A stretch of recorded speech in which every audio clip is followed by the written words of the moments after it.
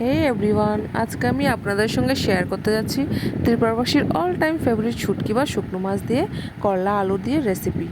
করলা এবং আলু আমি এভাবে কেটে নিলাম, সঙ্গে নিয়ে নিচ্ছি বড় সাইজের একটা চন্দনা শুটকি মাছ, সেটাকেও আমি এভাবে কেটে নিলাম। তারপর নিলাম ভাজা সিমের বীজ, তেলে পাঁচফোড়ন ফোড়ন দিয়ে কাঁচা শুকনো মাছটা আমি তেলে দিয়ে দিলাম, সঙ্গে দিয়ে দিলাম বাটা লঙ্কা, হলুদ গুঁড়ো এবং নুন। সেটাকে একটু ভালো করে কষিয়ে নিলে দিয়ে দিলাম তাতে আমি আলুটাও মশলার সঙ্গে একটু কষানো হয়ে গেলে দিলাম করলা। ওইদিকে সিমের বীজটা সেদ্ধ হয়ে গেছে, সেটা আমি এর সঙ্গে অ্যাড করে দিলাম। ভালো করে মিশিয়ে 5 মিনিট মতো ঢাকনা দিয়ে রাখলাম।